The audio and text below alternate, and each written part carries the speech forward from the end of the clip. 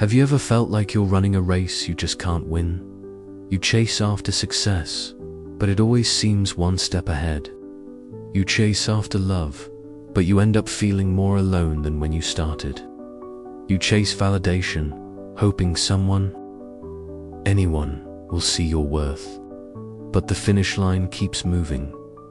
It's exhausting, isn't it? This endless, frantic chase. Welcome to the Inner Compass. Today, I want to share with you something more than just a tip or a life hack. This is what I call a living philosophy. A fundamental choice that, once you truly commit to it, has the power to reshape every corner of your life. Not just for a week or a year, but for a lifetime. Think of it this way. In life, you have two essential roles you can choose to play. 1. You can be a piece of common metal. 2. You can be a magnet. The piece of metal is passive. It is pulled and pushed by forces outside of its control. It gets attracted. It is always in the position of waiting to be chosen. But the magnet possesses an invisible, internal force. It doesn't need to run anywhere. It stands still, and it inherently draws the world towards it. And here is the most magical part of this metaphor. Something I need you to remember. A magnet doesn't just attract metal. A powerful magnet attracts other magnets. Successful people don't just attract admirers. They attract and connect with other successful people. Kind people don't just attract those in need. They attract other kind people, forming a warm community. That living philosophy, that choice, is captured in 4 simple words: attract, don't chase. And please understand the word chase here correctly. I'm not talking about healthy ambition or effort. The chase I'm referring to is the one born from desperation and self-deprecation. It's when you run after people, pleading, begging, sacrificing your dignity for something fleeting. That is the chase we must abandon. Today, we will dissect how this philosophy transforms the 3 biggest arenas of life: love, trust, and success. Let's start with the one that gives us the most headaches: the story of love. So many of us, young and old, are struggling in this area. Many people tell me, "I've been single forever. Why does no one pursue me? Or why do I get rejected by everyone I confess to?" And so, we begin the chase. We pursue person after person.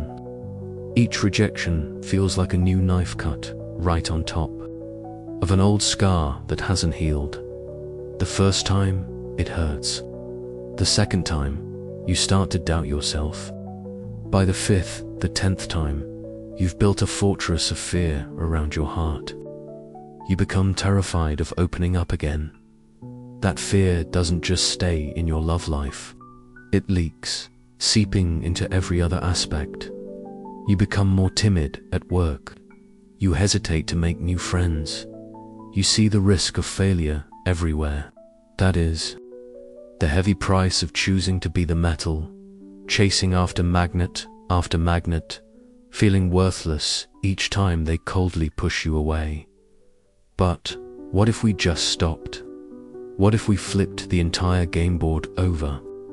What if, instead of constantly asking, "How can I get them to like me?" we dare to ask a much more important, more fundamental question: what is there about me to be attracted to? Let that question really sink in. Be brutally honest with yourself. What internal force do you possess? What value do you truly bring to a relationship? Attraction, it isn't just about a pretty face or a thick wallet. It's so much deeper. Are you humorous and charming? The kind of person who lights up a room with your words? Are you a deep listener? The kind of person who makes others feel completely safe and understood? Do you have a burning passion? A skill, a field of study that makes your eyes light up when you talk about it? passion is incredibly magnetic? Or simply, are you a kind person? Kind from your very core, not just for social appearances. This, right here, is the real work. This is how you forge your own magnet.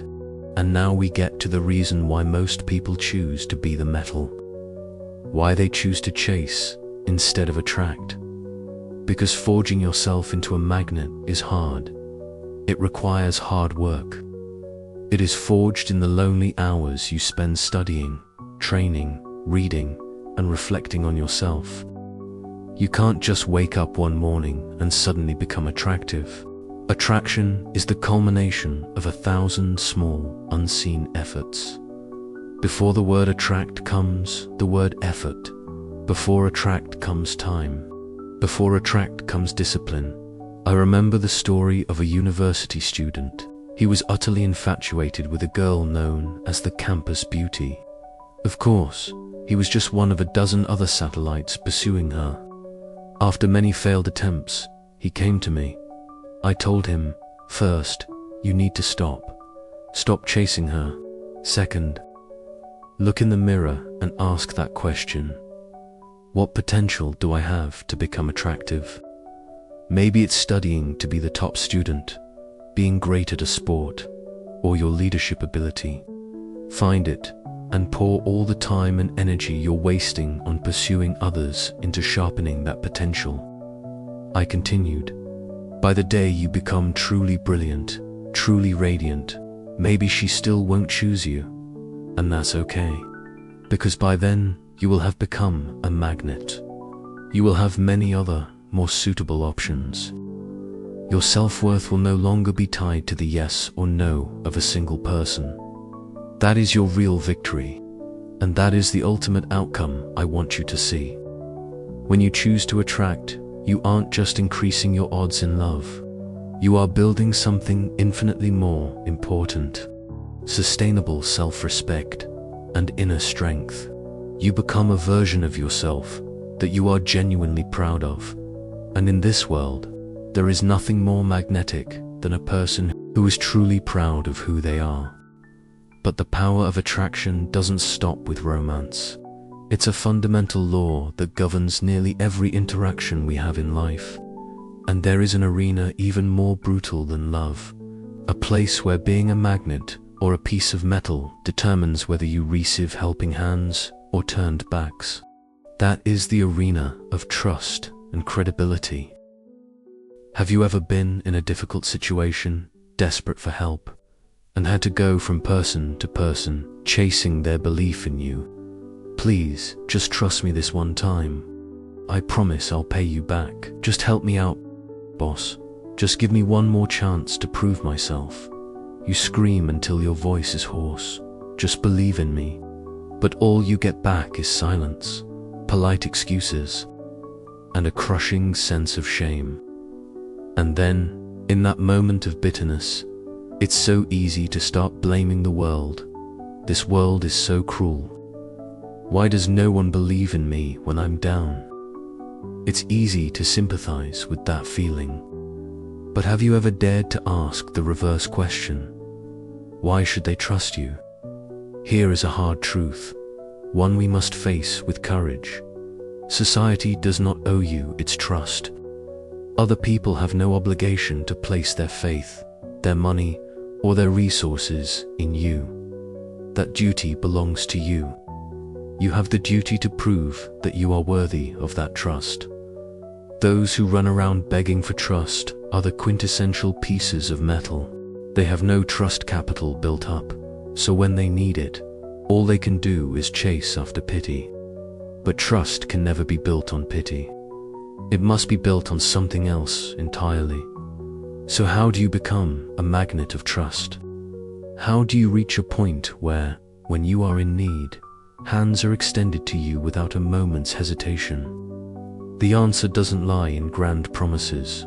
It lies in how you live every single day. That magnet of trust is forged from countless small actions, repeated day in and day out. It's when you make a promise, no matter how small, and you move heaven and earth to keep it. It's when you are genuinely kind and sincere to those around you, not just to people who can benefit you. It's when you are willing to give without meticulously calculating what you'll get in return. It's when in everything you do, you think of others a little, instead of only thinking of yourself. Each one of those actions is like depositing a coin into your trust fund. Day by day, that fund grows. You might never need to use it, but it's always there as your most valuable, invisible asset. The most precious insurance policy for your life. People trust you not because of what you say in a moment of crisis, but because of what they have seen you do over a long period of time. Let me tell you a story from my own life.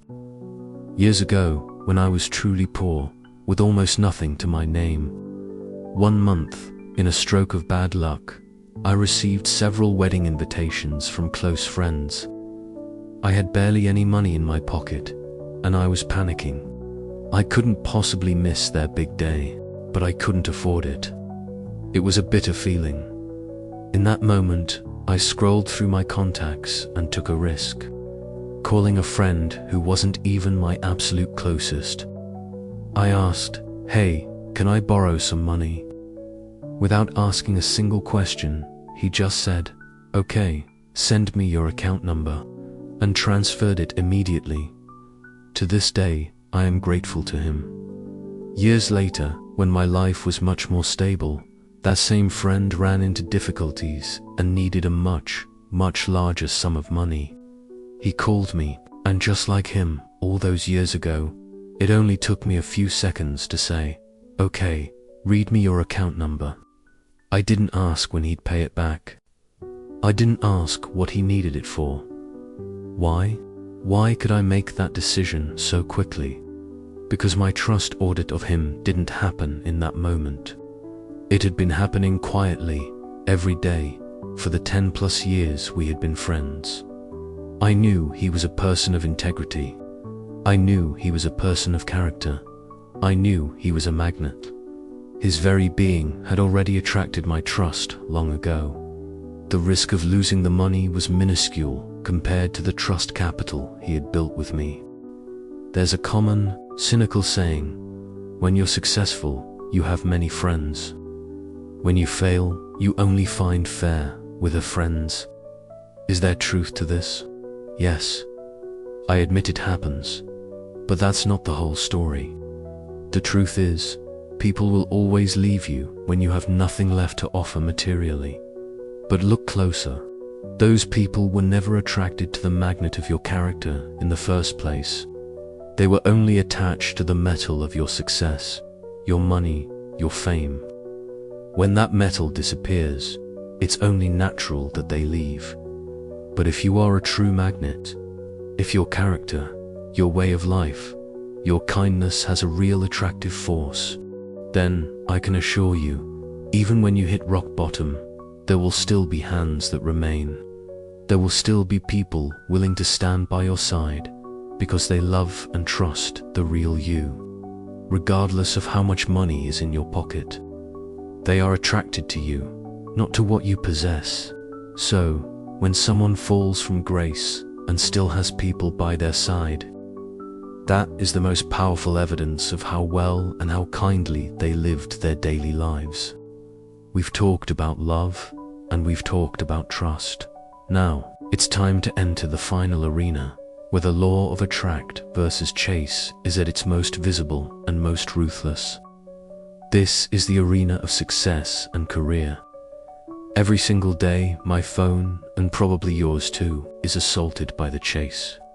Sir, are you interested in buying real estate? Ma'am, can I tell you about our new insurance package? We have an amazing offer on a new condominium. They call you without knowing who you are, without knowing if you have a need. They speak like a pre-programmed machine, shattering your focus, ruining your mood. And here's the most important question. Do we ever buy? I'm willing to bet their success rate is incredibly low, because they are violating the most basic principle of human emotion. They are chasing, desperately. And I want you to see this story from both sides. As the customer, we feel annoyed. But as for those telemarketers, I feel a mix of anger and pity. I know a few people who do that job. They live in an insane environment of pressure, of KPI, of sales targets. They are overwhelmed, stressed, making hundreds of calls a day just to get a few potential leads, and receiving countless angry hang-ups and insults in return. That is the perfect picture of choosing to be the piece of metal in your career. You have to expend 100 units of effort just to hope for 1 or 2 units of results. It's exhausting and unsustainable. Now, let's paint a completely different picture. When I need to buy something of value, what do? I go to Google and look for the most credible websites, the ones ranking at the top. That is attraction. I go to YouTube and watch reviews from experts, from influencers in that field. That is attraction. Or I call a salesperson I already know, someone whose integrity and expertise I trust completely. That, too, is attraction. These individuals and brands don't need to chase me. They have spent months, even years, forging their magnet. They put in the hard work of writing hundreds of valuable articles to get their website to the top of Google. They poured their hearts into creating quality videos to build a credible personal brand. They patiently built trust with every single customer through enthusiasm and sincerity, sometimes traveling for miles just for a consultation without making a sale. They chose to walk the path of hard work now, rewards later. And eventually, the sweet fruit arrives. They become the magnets of their industry. Customers seek them out. Referrals come naturally. Their stress doesn't come from a lack of customers. Sometimes, their stress comes from having too many orders to handle. That is the difference between being part of the 80% of people fighting over 20% of the pie, and becoming part of the 20% of attractors who calmly enjoy 80% of the best rewards. So, we have walked through the 3 greatest arenas of life: love, trust, and success. And everywhere we look, the law remains the same. Do you want to find love? Stop chasing a specific person and start building yourself into someone who is interesting, deep, and worthy of love. Do you want to earn trust? Stop begging others to believe you and start living a life of integrity, kindness, and worthiness of their faith. Do you want to achieve success? Stop chasing fleeting customers and start building value, expertise, and credibility so that customers have to seek you out. The choice is yours. You can take the easy path now. Be a piece of metal. Run after others and live a passive, exhausting life. Or you can choose the harder path. Embrace the struggle. Patiently forge yourself into a magnet. There is an old saying that has never lost its truth. Good land attracts birds. Turn yourself into a fertile, safe, and vibrant piece of land, and the birds will come on their own. You don't need to run around with a net trying to catch them one by one. Be the good land, not the hunter. Be the magnet, not the metal. Attract, don't chase. That is the living philosophy I wanted to share with you today. Thank you for listening and spending your time with the Inner Compass. I wish you a week of peace and the strength to begin the journey of forging your own magnet. Goodbye, and I'll see you again.